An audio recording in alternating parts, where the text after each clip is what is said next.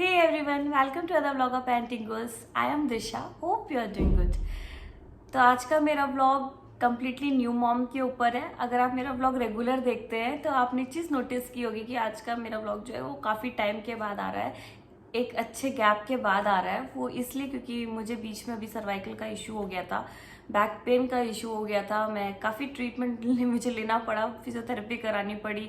अब मैं regular exercise कर रही हूँ। तो आज का मेरा ब्लॉग इसीलिए न्यू मॉम्स के ऊपर है, कोई बेबी के ऊपर नहीं है, क्योंकि मेरे अकॉर्डिंग मॉम को भी अपना बहुत ध्यान रखना चाहिए। क्योंकि मेरी जैसी बहुत सारी मॉम होंगी जिनको घर का भी काम करना पड़ता होगा, बेबी को भी संभालना पड़ता होगा, ऑफिस का भी काम करना पड़ता होगा। एक टाइम पे काफ़ी काम मॉम्स कर रही होती, सारी मॉम्स एक टाइम पे काफ़ी काम कर रही होती है। बच्चों का संभालने वाला काम तो सारी मॉम्स कर रही होती हैं, हाउस हेल्प पे भी काफ़ी मदद करती हैं, काम करती है मॉम्स।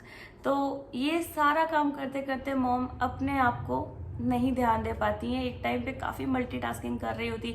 समटाइम्स बेबी को लेके भी हम काम कर रहे होते हैं, और समटाइम्स हमको बेबी को पकड़ के भी हम नीचे उठना झुकना बहुत सारा काम करते हैं। या हमारा पुअर पोस्चर होता है ऑफिस का, जब हम काम कर रहे होते हैं हम स्ट्रेट नहीं बैठते, हम थोड़े से ऐसे बैठ जाते हैं या ऐसे बैठ जाते हैं, अपने अकॉर्डिंग हम थोड़ा सा हो जाते हैं। पर ये सारी प्रॉब्लम आगे चल के बैक पेन करती हैं। और ऐसा रिसर्च कहती है कि 90% वुमेन्स को आफ्टर डिलीवरी बैक पेन का इशू हो ही जाता है। क्योंकि हम बेबी को उठा रहे हैं या हम फीड कर रहे हैं तो हमारा पोस्चर बिगड़ रहा है, या हम ऑफिस का काम कर तो हमारा पोस्चर बिगड़ रहा है, घर का भी काम में भी हम गलत पोस्चर में करते तब भी हमको बैक पेन का इशू हो जाता है।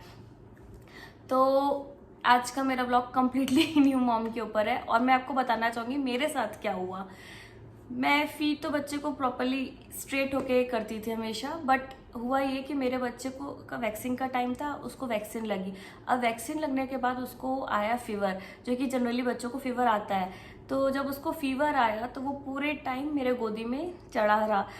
जब तक मैं उसको मेडिसिन देती थी तो वो चुप रहता, वो मतलब उसको फीवर उतरा रहता था और ठीक रहता था। पर उसको ना काफ़ी फीवर आ रहा था उस दिन।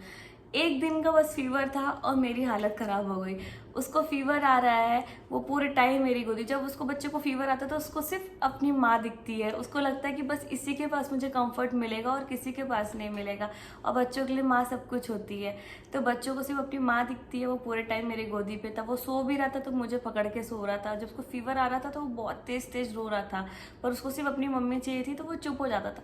अब उसको फीवर आ रहा है। उस दिन मुझे काफ़ी काम था। मैंने काफ़ी सारी मल्टीटास्किंग भी करी, मैंने कुकिंग भी थोड़ी बहुत कर ली, घर का काम भी बहुत सारा समेट दिया, ऑफिस का भी कुछ कुछ काम था। हालांकि मैंने उस दिन छुट्टी ली थी, पर थोड़ा बहुत काम वो भी किया। काफ़ी मल्टीटास्किंग की, उसको गोदी लेके नीचे झुकी उठी, बस ये सारा काम मैंने किया। अपने बच्चे को ठीक किया काफ़ी। उसकी उस दिन वो खाना भी नहीं खा रहा था तो उसके लिए डिफरेंट डिफरेंट ट्राई किया मैंने कि कुछ खा ले वो, क्योंकि माँ तो अपने बच्चों को भूखा नहीं देख पाएगी। तो काफ़ी सारा काम किया मैंने उस दिन। उस दिन तो मुझे पता नहीं पड़ा कि मुझे बैक पेन हो रहा है, क्योंकि मैं अपने बच्चे पे ही खोई हुई थी। अगले दिन भी मैं उसी की चिंता में थी कि मेरे बच्चे को फिर से बुखार तो नहीं आया, जो कि हर माँ को लगी रहती है। 1-2 दिन तक मैं उसकी बहुत केयर की। मुझे बिल्कुल भी एहसास भी नहीं हुआ कि मेरे को भी बैक पेन हो रहा है। बस 2 दिन जब वो फिट हो गया, वो मस्ती करना शुरू किया, उसके बाद तो मुझसे ना ऐसे टर्न हुआ जा रहा था, ना ऐसे हुआ जा रहा था, ना मैं नीचे झुक पा रही थी। मुझे इतना तेज़ यहाँ पे दर्द हो रहा था कि मैं ना झुक पा रही थी, ना खड़े हो पा रही थी, ना अपना हाथ ऊपर कर पा रही थी, ना ऊपर ऐसे देख पा रही थी। इतना ज़्यादा मुझे ऐसा लगता है किसी ने मुझे यहाँ पे पकड़ के रख लिया है, और मैं बहुत ज़्यादा परेशान हो गई थी। बस इसी की वजह से मैं कोई व्लॉग भी नहीं बना पाई। और उस दिन मुझे रियलाइजेशन हुआ कि अपनी हेल्थ सबसे ज़्यादा इम्पॉर्टेंट है। ठीक है, बेबी को भी आप केयर करिए, पर एटलीस्ट 10 मिनट्स अपने लिए दीजिए और अपना एक्सरसाइज जरूर करिए। बच्चे को उठा के भी हम कर सकते हैं, पर कुछ काम हमें मल्टीटास्किंग नहीं करनी चाहिए। थोड़ी देर पड़ा भी रहेगी कोई चीज़ या कुछ काम बिखरा भी रहेगा तो कोई बात नहीं, बाद में आप कर सकते हैं।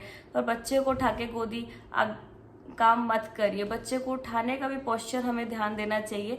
मैंने उसको एक साइड टांग के एक हाथ से काम कर रही थी, तो मैंने वहाँ पे रियलाइज़ किया अगर मैं उसको सीधे स्ट्रेट गोदी लेती तो शायद ऐसा नहीं होता, या मैं उसके साथ बैठ जाती, थोड़ी देर उसके साथ खेल लेती, बाकी काम नहीं करती, वो होता रहता, काम का क्या है, वो तो होता ही रहेगा। ये सारी गलतियां मैंने की, तो आई डोंट वांट कि आप भी वो गलतियां करें, तो अपना ज़रूर ध्यान रखिएगा। और फिर हुआ ये कि मैं सबसे लास्ट पर्सन हूँ जो मैं हॉस्पिटल जाने को करती हूँ, पर मुझे इतना पेन हो रहा था कि मैं बर्दाश्त ही नहीं कर पा रही थी, और फिर मुझे फाइनली डॉक्टर के पास जाना पड़ा। जब मैं डॉक्टर के पास गई तो पता चला ये सर्वाइकल का पेन है। उन्होंने मुझे फिजियोथेरेपी रिकमेंड की। फिजियोथेरेपी 7 डेज़ की मुझे उन्होंने रिकमेंड की, कंटिन्यूसली मुझे 7 डेज़ फिजियोथेरेपी करानी पड़ी, तब जाके मुझे आराम मिला। और वहाँ पे जो मेरे फिजियोथेरेपिस्ट थे उन्होंने कहा कि ये सब तो आप फिजियोथेरेपी कराओगे, थोड़ा बहुत आराम मिलेगा, ठीक है, पर एक्सरसाइज आपको रेगुलर करनी पड़ेगी। अगर आप एक्सरसाइज रेगुलर करोगे तो आपको कभी भी बैक पेन का इशू नहीं होगा। तो हमेशा एक्सरसाइज करो, और एक्सरसाइज ऐसी है कि जैसे जीने के लिए पानी ज़रूरी है, वैसे एक्सरसाइज ज़रूरी है। तो अपनी बॉडी को एक्सरसाइज कराना बहुत ज़्यादा ज़रूरी है। जैसे पेड़ों में पानी डालना ज़रूरी है, वैसे ही आपकी बॉडी को एक्सरसाइज ज़रूरी है। अपने को फिट करने के लिए एक्सरसाइज बहुत ज़रूरी है। आप ज़रूर एक्सरसाइज करिए। सारी न्यू मॉम्स, अपने आप को हम छोड़ देते हैं, बच्चे को सुला के 10 मिनट्स आप एक्सरसाइज करिए। कुछ एक्सरसाइज ऐसी हैं कि जिनमें आपको खाना खा के या खाली पेट किसी भी कर सकते हो, मतलब ज़रूरी नहीं कि आपका पेट खाली हो, आप नॉर्मल टाइम पे भी एक्सरसाइज कर सकते हो। मैं वो एक्सरसाइज का चार्ट पीछे अपने ब्लॉग के लगा दूंगी, प्लीज़ देखिएगा। 10 सेकंड तक हर पोजीशन में आप अपने आप को रखिएगा। एक्सरसाइज बहुत ज़रूरी है। और सारी न्यू मॉम से मेरी यही रिक्वेस्ट है कि जब भी बेबी को फीड करो तो एक प्रॉपर पोस्चर होना चाहिए। आप पीछे कुशन लगा लीजिए, पर हमेशा स्ट्रेट बैठिए, क्योंकि आप स्ट्रेट नहीं बैठोगे, आप ही बेबी को बड़ा करोगे, तो आगे चल के आपको प्रॉब्लम हो सकती है, जैसे कि मुझे हुई। क्योंकि 90% होता ही है कि मॉम्स फीडिंग कर रही हैं तो कैल्शियम कम हो जाता है बॉडी में, और फीड का कैल्शियम आपकी बॉडी से ही जा रहा होता है। तो प्लीज़ आप रेगुलर कैल्शियम जब तक 2 साल तक अगर आप फीड कर रहे हो तो कैल्शियम आयरन की गोली ज़रूर खाइए, और साथ में सब्स्टिट्यूट भी लीजिए, मिल्क ज़रूर पीजिए। अपने आप को इग्नोर बिल्कुल मत करिए, क्योंकि अगर आप अपने आप को इग्नोर करोगे तो आगे बेबी को आप बड़ा नहीं कर पाओगे। जो मैंने फील किया वो 15 डेज, मतलब मेरा बेबी रो रहा होता था गोदी में आने के लिए, मैं उसको गोदी तक नहीं ले पाती थी। मैं अपने को इतना हेल्पलेस फील की हूँ। मुझे लगा कि नहीं, अपने आप को फिट करना बहुत ज़रूरी, इसीलिए मैंने आज का व्लॉग बनाया सारी न्यू मॉम्स के लिए कि अगर आप फीड कर रहे हो तो प्रॉपर एक पोजीशन होनी चाहिए। आप अगर ऑफिस का काम कर रहे हो तब भी आपकी एक प्रॉपर पोजीशन होनी चाहिए, क्योंकि लैपटॉप में हम देखते हैं ऐसे ऐसे खोदते जाते हैं, तो ऐसे नहीं बैठना, हमें हमेशा स्ट्रेट बैठना है। चाहे हम लैपटॉप पे काम कर रहे हों, चाहे हम बेबी को फीड कर रहे हों, या हम किचन का भी कुछ काम कर रहे हैं, तो उस समय अवॉइड करिए, बेबी को आप गोदी मत लीजिए, या बेबी जब सो रहा है तब आप काम कर लीजिए, पर बेबी को गोदी लेके आप ज़्यादा काम मत करिए। और बिल्कुल भी ऐसा मत करिए कि कुछ चीज़ आपकी गिर गई तो आप बेबी को गोदी लेके झुक रहे हैं, उठ रहे हैं, उसमें भी बैक का इशू हो सकता है। तो कुछ चीज़ों का ज़रूर ध्यान रखिए, और मल्टीटास्किंग कम करिएगा बेबी को गोदी लेके, और अपनी केयर बहुत ज़्यादा करिएगा। मेरी गलती आप लोग मत रिपीट करिएगा। मैं कुछ एक्सरसाइज की पीछे मतलब मेरे व्लॉग के बाद आपको कुछ एक्सरसाइज की पोजीशन मैं लगा दूंगी, और आप प्लीज़ यूट्यूब में जाके या अपने रेगुलर फिजियोथेरेपिस्ट अगर आपके आसपास है तो उनसे सीख लीजिए एक्सरसाइज क्या क्या करनी चाहिए न्यू मॉम्स को, और आप ज़रूर करिए।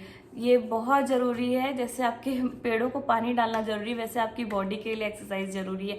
और मेरी वाली गलतियाँ मत करिएगा, क्योंकि अगर आप ठीक हो तो सब ठीक है। हेल्थ इज़ वेल्थ, इसका हमेशा ध्यान रखिएगा। तो please take care of yourself, अपना बहुत केयर करिएगा। अगर न्यू पापा लोग मेरा वीडियो देख रहे हैं तो प्लीज़ अपनी वाइफ्स को ज़रूर सपोर्ट करिएगा हर चीज़ में। उनको 10 मिनट्स एटलीस्ट दीजिएगा एक्सरसाइज करने के लिए, तो ज़रूर एक्सरसाइज करिए, अपना ध्यान रखिए, मेरी वाली गलती मत करिएगा, और टेक केयर। मेरे व्लॉग को जरूर सब्सक्राइब करिएगा अगर आपको लगता है मेरा वीडियो किसी के लिए यूज़फुल है। आपके पास कोई न्यू मॉम है और आपको मेरा वीडियो पसंद आ रहा है तो प्लीज़ उससे ज़रूर शेयर करिएगा। मेरे चैनल को जरूर सब्सक्राइब करिएगा। आपकी कोई भी क्वेरी है तो कमेंट बॉक्स में आप कमेंट कर सकते हैं। प्लीज़ मेरे वीडियो को लाइक करिएगा। अब मैं आपसे मिलती हूँ अपने अनदर ब्लॉग के साथ, तब तक के लिए बाय बाय।